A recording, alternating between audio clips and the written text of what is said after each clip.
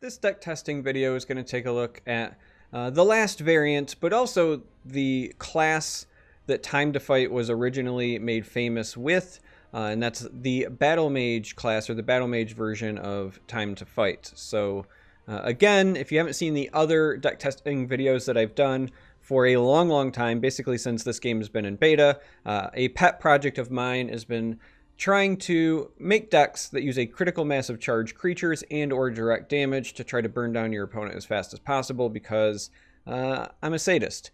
And there's been a lot of versions. The very first version I did during the beta was Crusader at the time, because Divine Fervor cost 4 back then, and there was some other reasons as well.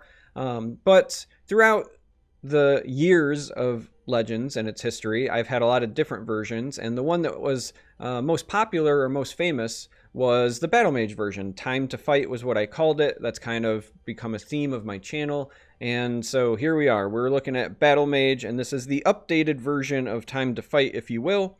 And this one is, just like the other ones, a little bit different in that still no Orc sub-package for this one, because I think we just get some better blue cards. We do not have the option to run Hidden Trail this time around, which is a little bit sad because we are still running some more blue creatures.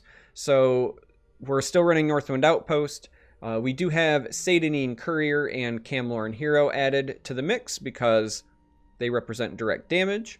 And we also have a couple of Ice Spikes, Lightning Bolts because it's Lightning Bolt. And then we're also running Sentinel Battle Mace because this is like a Lightning Bolt. So the rest is a lot of charge creatures and or things that buff your charge creatures, and that's it. Again, pretty straightforward. We're going to go ahead and do what I always do, jump into 2 games, win or lose, and see how this goes. Now, again, even though I keep winning with these decks, I don't think they're particularly well suited for the meta right now. I just happen to think they're a lot of fun. So if we do poorly, I'm not surprised, but again, they make the games go fast, so that's nice. And you get to deal an awful lot of damage very quickly, so even when you lose, sometimes that feels very satisfying. And we're going to be matched up against Hlaalu. Likely an aggressive mirror. Now, sometimes you'll get something that works in your favor. We'll keep the Raider and Outpost here. And what I mean by that is there are moments where your opponent will sometimes not hit you very much. Like when you're in an aggressive mirror, they'll sometimes think you're a Prophecy Battle Mage, and they might figure it out that you're not a little bit too late. And that works in your favor, because that typically means... Uh-oh. Just tell me who to stab. Well, they had a rough start. That typically means that you are going to get quite the lead on them, and you're trying to outrace them. So we're going to go ahead and do this over the Outpost, because we would like to try to protect this. I don't think we will, but we're going to try. So either this is actually a control Hlaalu, or they just had a god's awful starting hand, and we're about to see things like Hive Defender. We must protect our stronghold. Douchnik. Well, that actually doesn't tell me much at the moment. We're gonna go with the Minotaur and give them a Prophecy. Rip. There's no way that this is good for us. Citizen. Actually, this so this is basically the bane of Time to Fight in the current meta. If you give an opposing deck a Prophecy Golden Initiate, you probably just lose. Just so we're clear. So we can do this to keep our Minotaur alive and push a little bit of damage. They'll get to drain again, but at least they have to give us a rune to do so. We will at some point need to likely Lightning Bolt that, which is a really feels bad play. But these are already bad enough, and if they get them for free, like I said, it's usually game over. It's going to be even worse if they get a good item off of this plunder. Fell the Mighty. Alright, so this actually might be a more controlling version. So we will take the bolt and do that. At some point we need to develop these But we also still need to be generating pressure. So next turn we might look at something like these two, depending on what we draw. And then work this one in on a follow-up in conjunction with a red creature, hopefully. But it's not looking great. We have not put very much pressure on our opponent, and we're hitting the late stages of the game. We would prefer them to be well into the teens at this point, somewhere between like 13 and 16. But the initiate slowed us down rather significantly.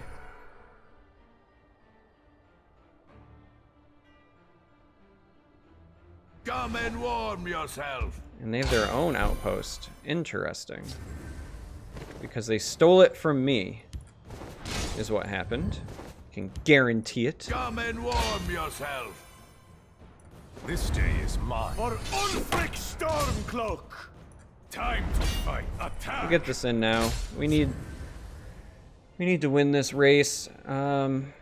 We're really worried about them playing a big drain creature in the shadow lane this turn, because then there's nothing we can do to stop a follow-up unstoppable rage the next turn. Anasi finds it useful to use her enemy's Anasi's really good for them. They get to steal charge. So they will be able to trade into our two smaller creatures.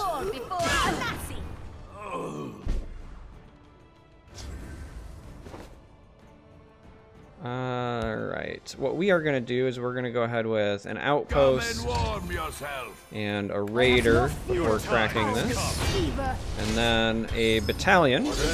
Now again, rage is still a problem. They clean this up rather well, but this was one of those situations where if they had rage, we probably just lost anyway.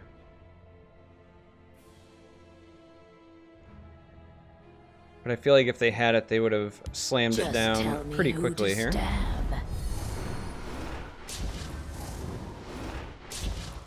Maybe they're digging for it. Does not bode well. Manor. Alright, we don't need this to be a bat. Bat is a big problem right now.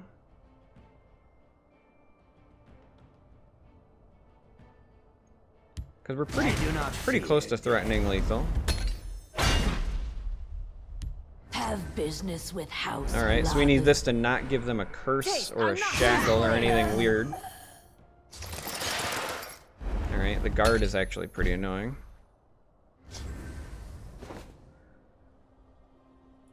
Alright.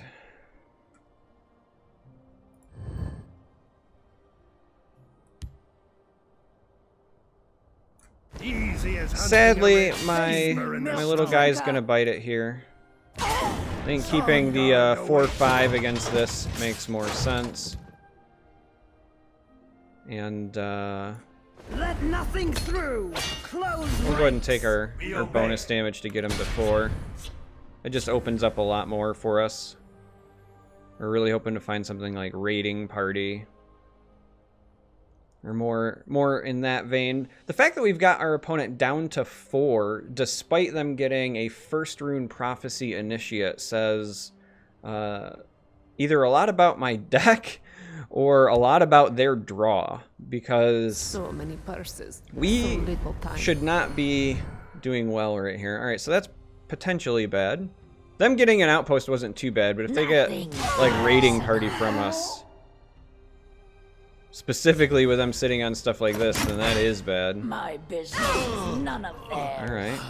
If you want to talk business, All right. come to the right place. And we did it. Wow. I kind of want to see what I was going to draw anyway. Would we have got there regardless? We would have. All right. We would have anyway, if they had killed this. I was worried about them playing or stealing some kind of charge creature, and I'm sure my opponent thinks that I was BMing, but it's really for YouTube, so I'm sorry, opponent. I just needed to see if we would have got there one way or the other. So, like I always do with the deck testing videos, we're going to play 2 games, win or lose. So we're going to jump into another game. And that was a shocking outcome for me. I think my opponent just had a really garbage hand because they were on what looked like some sort of aggressive, or at least a mid-range Halalu list. And they didn't have a very good starting hand. You go back, but I like the rest.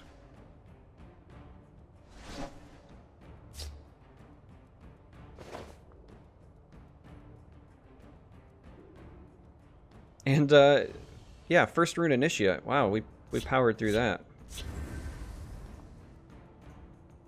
So we're up against mage.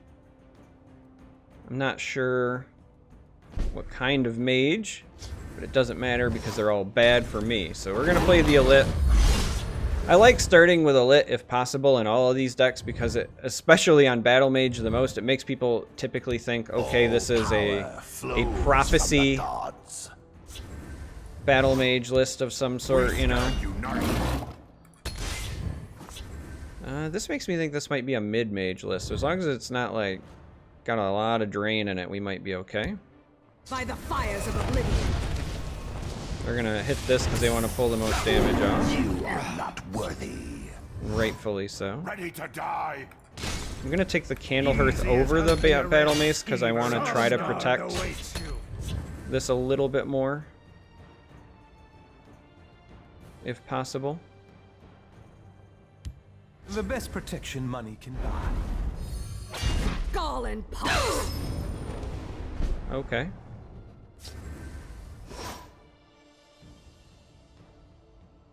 And we're in a similar boat here. I think that I'm just going to use this one Hunting a red skeever in the snow.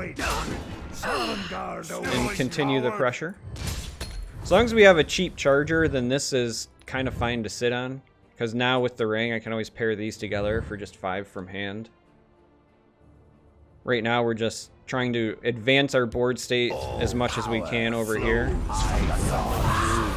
That's fine for us.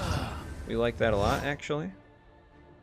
Sovngarde awaits you. So we're going to go ahead and do this. And then we're going to do this into this. Because that means without them healing... Oh man, prophecy. As long as they don't heal, the bolt will finish it off for us. But this could be an issue. Alright, Javelin we're fine with. We're worried about them. I was just about to say Manic Jack is an issue because if they get Drain with the mutation, they can burst heal right away. So I would assume that they're going to take said gamble here. Burn it all to the ground. Oh no, they just naturally run Pillaging Tribune.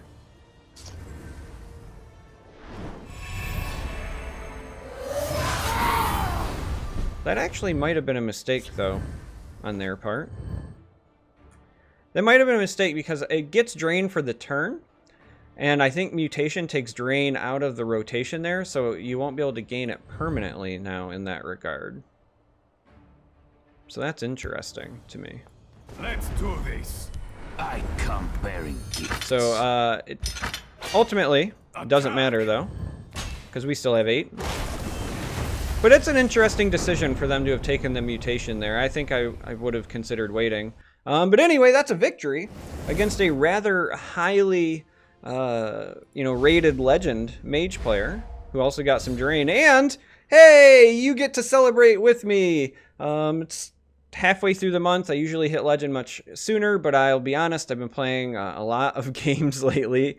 Apex Legends, Mythgard, and trying out Spellweaver off stream to give some people some reviews, auto chess. Like, I'm playing a lot of games, so I'm not hitting legend as soon as I normally do in the months, but as you can see, we're still being successful. And anyway, that was time to fight. So hopefully you've enjoyed these charge lists over the last few days. If you've made it this far, thanks for watching, and until next time, may you walk on warm sands.